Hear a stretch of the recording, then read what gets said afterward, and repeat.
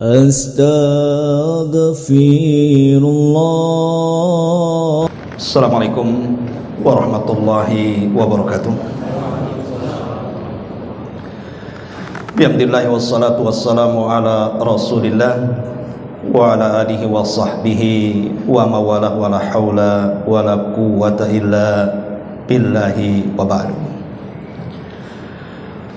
Alhamdulillah, segala puja dan puji hanya milik Allah subhanahu wa ta'ala.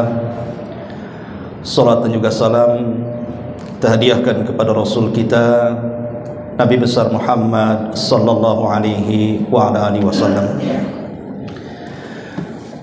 Pada malam hari ini biasa kita kajian rutin di Masjid Muhajirin,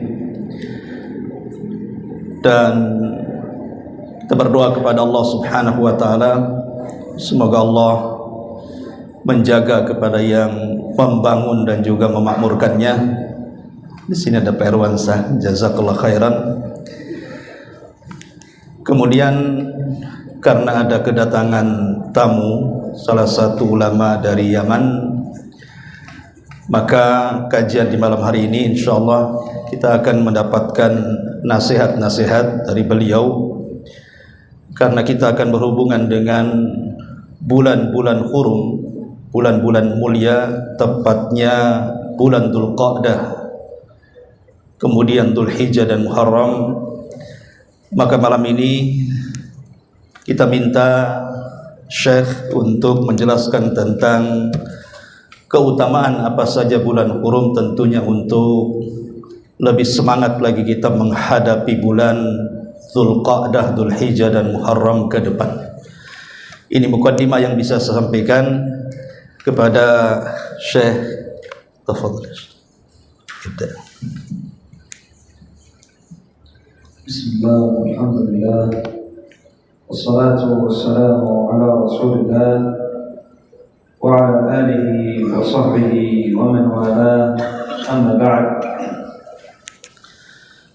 Setelah beliau memberikan mukaddimah dengan memuji Allah subhanahu wa ta'ala dan bersalawat kepada Nabi sallallahu alaihi wasallam, adapun setelah itu, fa inna min tamami ta'zimillah, sesungguhnya dari keutamaan kita memuliakan Allah subhanahu wa ta'ala, an nu'azzima ma'azzamahu Allah, kita diperintahkan untuk mengagungkan apa yang Allah agungkan kepada kita, min al-amakin, dari tempat-tempat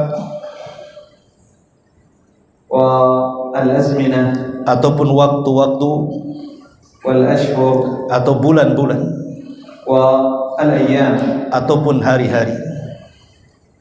wa inna mimma 'azzama Allah subhanahu wa ta'ala, Di antara perkara yang diagungkan Allah subhanahu wa ta'ala ashhur al-hurum, adalah bulan-bulan yang dimuliakan, bulan-bulan hurum. kama qala Allah azza wa jalla fi kitabih al-karim, Sebagaimana Allah subhanahu wa ta'ala berfirman di dalam Al-Quran yang mulia, inna 'iddatash shuhuri, sesungguhnya bilangan bulan menurut ketentuan Allah 12 syahra, jumlahnya 12 bulan, yawma khalaqas samawati wal ard, dan itu ketetapan saat Allah menciptakan langit dan bumi. minha arba'atun hurum, Dari 12 bulan itu ada 4 bulan yang disebut dengan bulan-bulan mulia. wa hadhihi al-ashhur Dan bulan-bulan ini hiya Dzulqa'dah wa Dzulhijjah wa al-Muharram wa Rajab. dan yang dimaksud 4 bulan-bulan mulia itu dimulai dari bulan Dzulqa'dah, kemudian bulan Dzulhijjah, kemudian Muharram, dan diakhiri bulan Rajab. Kama jaa fi hadithi Abi Bakrah radhiyallahu anhu, Sebagaimana disebutkan dalam hadis Abi Bakrah, semoga Allah meridhoinya, anna an-nabiyya sallallahu alaihi wasallam qala, bahwa Nabi sallallahu alaihi wasallam bersabda fi khutbatihi, di dalam khutbahnya, في حجة الوداع ketika beliau melaksanakan haji terakhir beliau. قال إن الزمان قد استدار في رجع.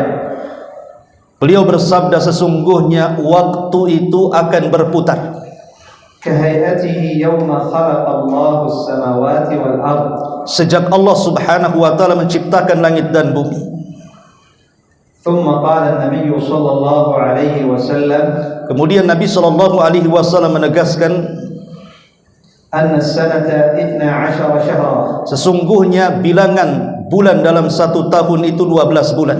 منها 4 حرم Darinya ada 4 bulan-bulan mulia, 3 منهن متواليات di mana 3 bulan berturut-turut. ذو القعدة وذو الحجة والمحرم. Pertama Dzulqa'dah, kedua Dzulhijjah, dan ketiga Muharram.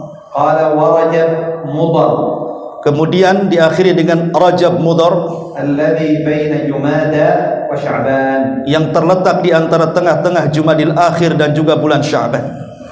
رجب مضر Adapun pengertian Rajab kenapa disebut Mudhar, نسب إلى مضر dinisbatkan kepada kabilah Mudhar. قيل لأنها كانت Dikatakan bahwa kabilah Mudhar أعظم قبيلة أو يعني أفضل قبيلة تعظم شهر رجب. adalah kabilah yang paling mengagungkan terhadap bulan Rajab. فمضر قبيلة من قبائل العرب. Adapun Mudhar adalah suku dari suku-suku Arab. فالله عز وجل يختار ما يشاء. Dan Allah Subhanahu wa taala terkadang memilih sesuatu itu sekehendaknya. كما قال قتادة رحمه الله تعالى Sebagaimana Al-Imam Qatadah rahimahullahu taala mengatakan, إن الله اصطفى من الملائكة رسلا. sesungguhnya Allah Subhanahu wa taala telah memilih dari sekian banyak malaikatnya satu malaikat. ومن البشر رسلا. Begitu juga dari seluruh manusia satu manusia mulia. ومن الأماكن أيضا اصطفى أماكن معظمة. Ataupun tempat-tempat dari sekian banyak tempat Allah tentukan ada satu tempat yang mulia, كمكة والمدينة. seperti kota Mekah dan kota Madinah. واصطفى من الأشهر أشهرا معظمة. Begitu juga Allah Subhanahu wa taala memilih dari sekian banyak bulan itu bulan-bulan mulia. كما اختار هذه الأشهر الحرم. Sebagaimana Allah Subhanahu wa taala telah memilih bulan-bulan yang mulia itu adalah bulan-bulan hurum. والأشهر الحرم من شريعة إبراهيم عليه الصلاة والسلام. Sesungguhnya kemuliaan bulan-bulan hurum itu sudah disyariatkan sejak zaman Nabi Ibrahim alaihi salatu wassalam. فلذلك كان العرب يعظمونها. Oleh karena itulah maka kenapa bangsa Arab mengagungkan bulan-bulan tersebut قبل مبعث النبي صلى الله عليه وسلم. jauh-jauh sebelum Allah Subhanahu wa taala mengutus nabinya alaihi salatu wassalam. فكانوا لا يقتتلون فيها. Bahkan mereka tidak berani berperang di bulan-bulan hurum itu. بل إن الرجل يجد قاتل أبيه. Bahkan kalau seandainya ada seseorang yang membunuh ayahnya, فلا يمد إليه يده. tidak mungkin membalas dengan tangannya. كما قال ذلك ابن كثير رحمه الله تعالى. Sebagaimana hal itu ditegaskan oleh Imam Ibnu Katsir rahimahullahu taala.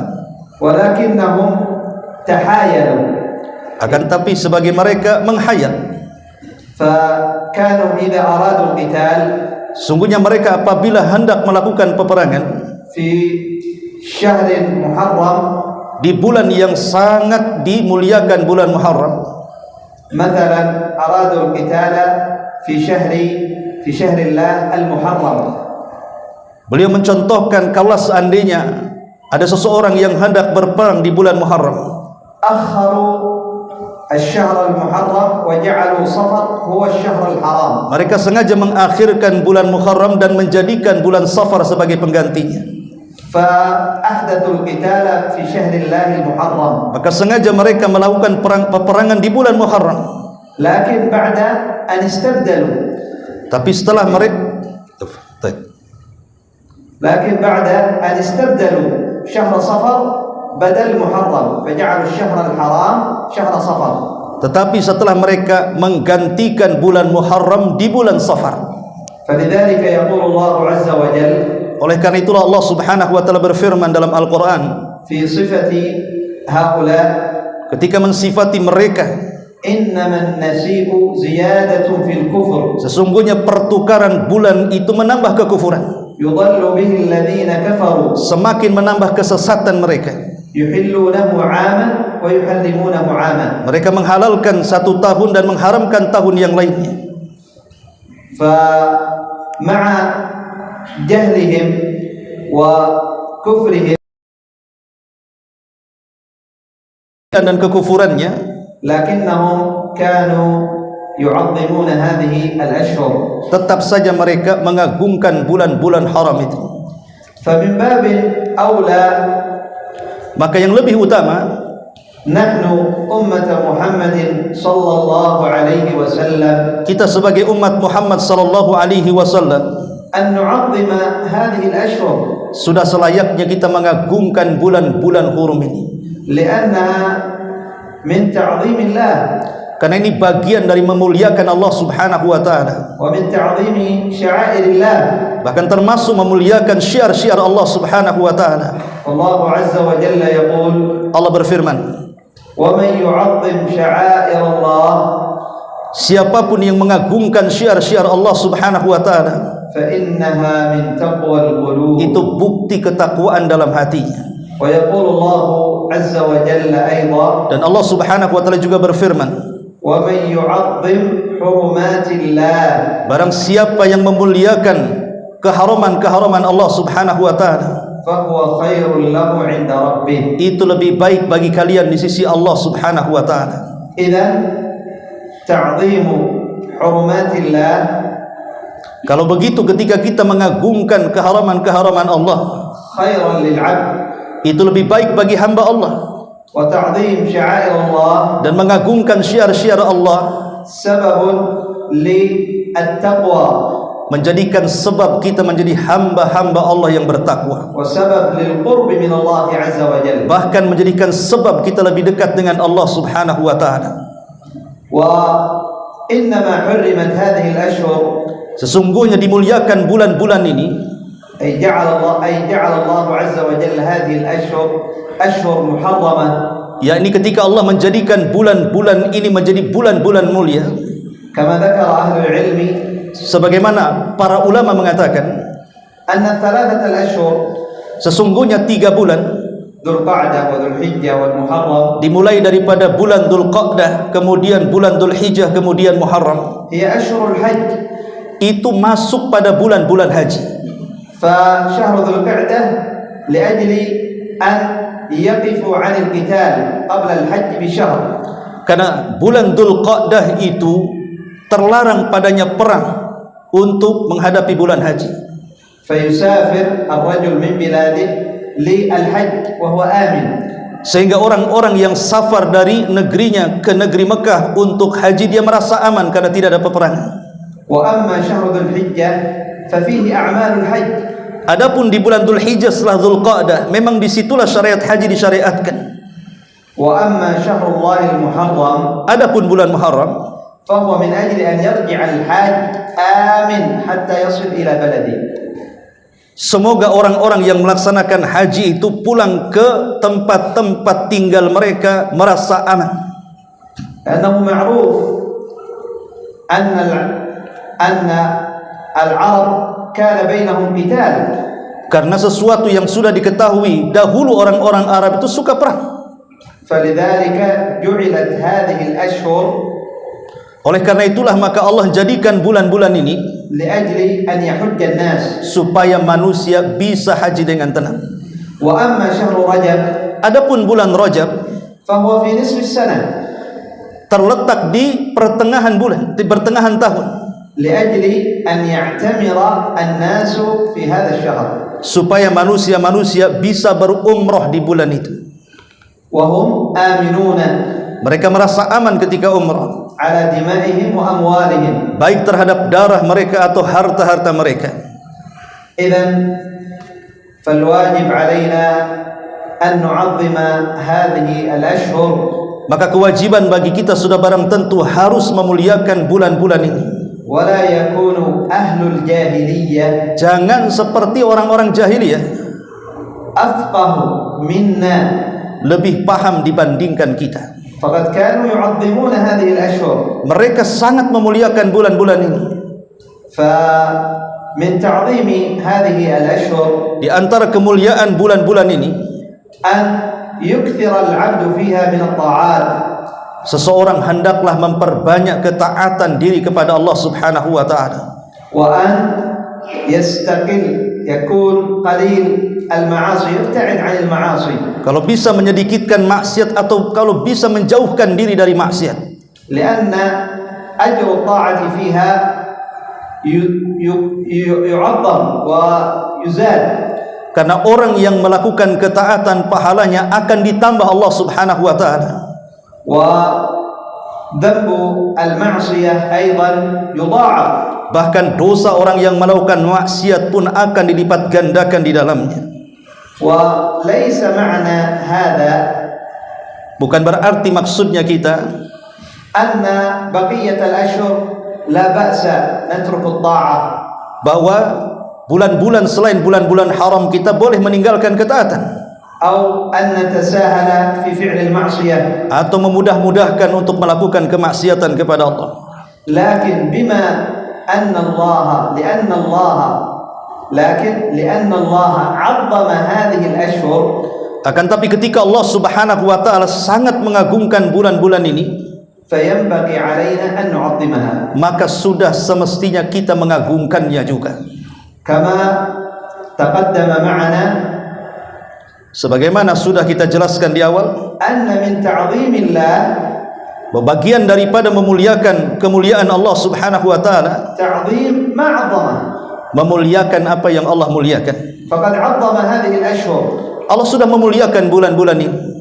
فإذا كنا صادقين في تعظيم الله عز وجل, Kalau kita memang jujur dalam hati kita, kita mengagungkan syiar-syiar Allah, فينبغي علينا أن نظهر هذا الصدق. maka sudah kewajiban bagi kita untuk betul-betul memurnikan kejujuran hati kita. فنحترم هذه الأشهر. Kita harus memuliakan bulan-bulan ini.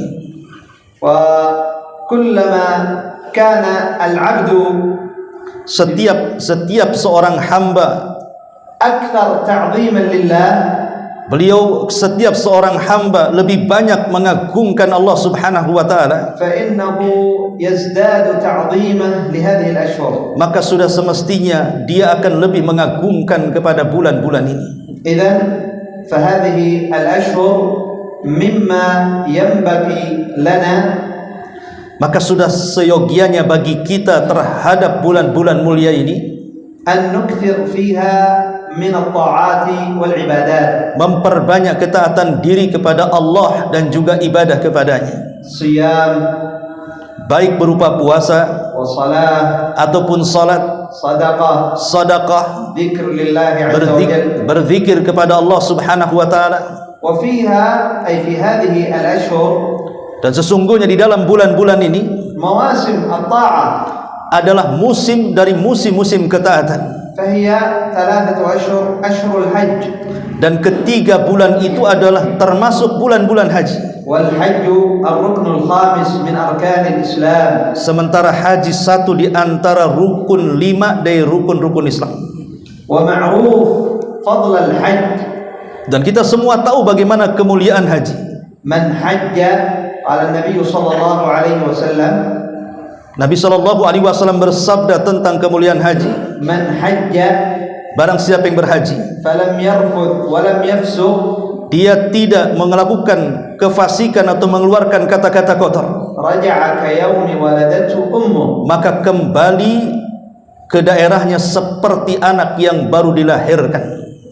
والنبي صلى الله عليه وسلم يقول في شهر الله المحرم, Dan Nabi SAW juga menegaskan di dalam bulan-bulan hurum ini, أفضل الصيام menyebutkan tentang adanya kemuliaan puasa بعد رمضان setelah Ramadan شهر الله المحرم adalah puasa di bulan Muharram. وفي أيضا شهر ذي الحجة Bahkan di dalam bulan-bulan hurum juga ada bulan Dzulhijjah. العشرة الأيام 10 awal bulan Dzulhijjah التي أقسم الله عز وجل بها في كتابه. Allah jadikan sumpah di dalam Al-Qur'anul Karim. وفي هذه الأيام هي أفضل أيام السنة. Bahkan hari-hari di 10 awal bulan Dzulhijjah adalah hari-hari termulia dari hari-hari dalam satu tahun. وفي هذه الأيام اليوم المشهود. Bahkan di hari-hari 10 awal bulan Dzulhijjah itu ada satu hari yang disaksikan. وهو يوم عرفة. Hari itu disebut hari Arafah. وهو فيه الفضل لمن كان واقف في عرفة. Di mana hari Arafah itu memiliki kemuliaan bagi orang yang bisa berwukuf di Arafah. وأيضا في ذلك اليوم الفضل لمن لم يقف في عرفة. Bahkan kemuliaan bukan hanya bagi orang-orang yang wukuf di Arafah saja. فقد عوضه الله عز وجل بالصيام. Allah telah gantikan orang-orang yang tidak bisa wukuf dengan cara berpuasa. فصيام يوم عرفة يكفر ذنوب السنة الماضية والمقبلة. Bahkan kalau seseorang berpuasa di hari Arafah, bagi orang yang tidak berwukuf akan mendapatkan pahala, digugurkan dosanya setahun yang telah berlalu dan setahun yang akan datang. فمن رحمة الله عز وجل termasuk dari kasih sayang Allah أن أشرك في هذا اليوم الفضل, di mana Allah Subhanahu wa taala bersyirikatkan keutamaan ini بين من حج ومن لم يحج. baik orang yang haji atau yang tidak haji. فالحاج له فضل الوقوف. Orang yang haji mendapatkan keutamaan bisa wukuf di Arafah. وغير الحاج له فضل الصيام. Dan orang-orang yang tidak ibadah haji bisa berpuasa di luar. إذن فهذه الأشهر ينبغي أن تجعل أمام أعيننا بتعظيمها. Oleh karena itulah jadikan bulan-bulan ini di depan kita sebagai bulan-bulan mulia. وليس معنى تعظيمها bukanlah maksud mengagungkannya بأن نأتي بشيء لم يأتي به النبي صلى الله عليه وسلم, dengan melakukan sesuatu yang tidak pernah dikerjakan Nabi sallallahu alaihi wasallam. فالمسلم ينبغي يجب عليه أن يكون أسوته وقدوته رسول الله صلى الله عليه وسلم. Seorang muslim sudah selayaknya panutan hidupnya atau percontohan hidupnya adalah baginda sallallahu alaihi wasallam. فالله عز وجل يقول, Allah berfirman, لقد كان لكم في رسول الله أسوة حسنة. sungguh ada pada jati diri Nabi sallallahu alaihi wasallam teladan terbaik untuk kalian. لقد كان لكم في رسول الله أسوة حسنة. Sungguh ada pada jati diri Nabi sallallahu alaihi wasallam teladan terbaik untuk kalian. إذن فهذا ما يتعلق حول هذه الأشهر وما لها من فضائل. Inilah yang berkaitan dengan bulan-bulan haram dan juga keutamaan-keutamaan di dalamnya. ففضائلها بأنها محرمة. Di antara kemuliaannya karena memang itu sesuatu yang sangat mulia. وما لها من خصائص. Ada kehususan hukum di dalamnya. من خصائصها Di antara kehususannya أنها يضاعف فيها أجر الطاعة. di mana di dalam bulan-bulan hurum itu Allah lipat gandakan pahala orang yang melakukan ketaatan. كما أنه يضاعف فيها إثم المعصية. Begitu juga Allah Subhanahu wa taala melipat gandakan orang-orang yang melakukan kemaksiatan di dalamnya. ومن خصائصها Di antara kehususannya yang lain adalah أن الله عز وجل نهى عن الظلم فيها. Allah Subhanahu wa taala sangat keras melarang kezaliman di dalamnya. كما قال عز وجل في كتابه الكريم sebagaimana Allah Subhanahu wa taala berfirman di dalam Al-Qur'an yang mulia, minha arba'atun hurum, dari 12 bulan itu ada 4 bulan-bulan mulia, fala tadlimu fihinna anfusakum, maka jangan kalian berlaku zalim di 4 bulan-bulan mulia itu. Fala tadlimu fihinna anfusakum bi ayyi dhulmin, maka kezaliman apapun tidak boleh dilakukan di 4 bulan itu. Dhulm qad yakun an tadlim ghairak, kezaliman itu bentuknya bisa saja kita mendolimi selain kita, atau an tadlim nafsak, atau mungkin kita sendiri yang mendolimi diri kita sendiri. Wa kaifa dhulmun nafs, bagaimana bentuknya kezaliman kepada diri sendiri? Amalu al-ma'asi, seseorang melakukan kemaksiatan kepada Allah, fahadha dhulmun lin-nafs, maka ini kezaliman kepada diri sendiri. Wa aidan min fi hadhihi fala tadlimu fihinna anfusakum, qala Allah azza wa jalla fala tadlimu fihinna anfusakum wa qatilul musyrikina kaffah. Begitu juga setelah Allah Subhanahu wa taala melarang kita melakukan kezaliman, janganlah kalian melakukan kezaliman kepada diri kalian, hendaklah kalian memerangi orang-orang musyrik secara menyeluruh. Kama yuqatilunakum kaffah, sebagaimana mereka suka memerangi kalian secara menyeluruh. Qala al-ulama, sebagian ulama berkata, inda tafsir hadhihi al-ayah, ketika mentafsirkan ayat ini, anna man i'tada, siapapun yang memulai peperangan alaika, pada kamu, fi hadhihi al-ashhur, di bulan-bulan yang mulia ini, fajaizun laka al-mudafa'ah, maka kita boleh untuk mempertahankannya, wala takunu zaliman li nafsik, dan kita tidak termasuk mendolimi diri sendiri. Idzan innama adh-dhulm an tabtadi anta fi adh-dhulm, yang dikatakan kezaliman itu jika kita yang memulainya. Amma idza dafa'ta an nafsik, adapun kalau kita mempertahankan diri, falasta bidhalim, maka itu bukan kezaliman.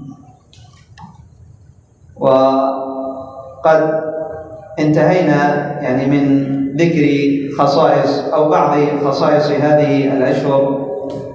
Maka inilah Syekh sudah menyebutkan beberapa kemuliaan bulan-bulan mulia wa fadailiha, dan keutamaannya.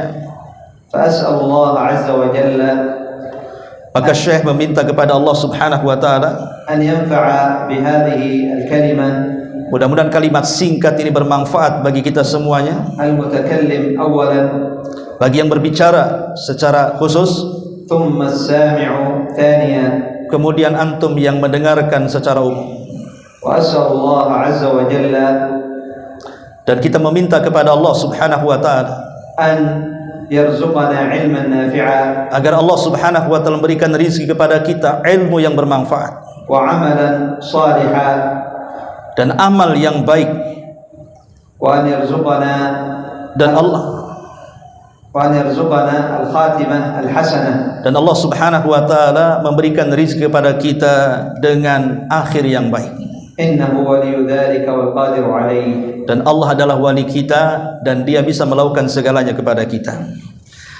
Ya, itulah diantara nasihat ini. Sebenarnya bukan kajian, karena biasa kita 1 jam, ini anggap saja kultum ya, kuliah terserah antum. Maka mudah-mudahan ada manfaatnya, tapi kita ada tanya jawab di sini.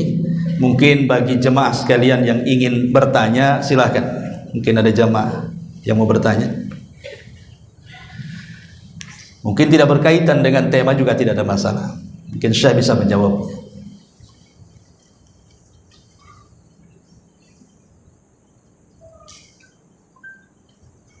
Ada? Alhamdulillah, ada paham semua. Iya, saya ucapkan terima kasih kepada penyelenggara kajian di malam hari ini, terkhusus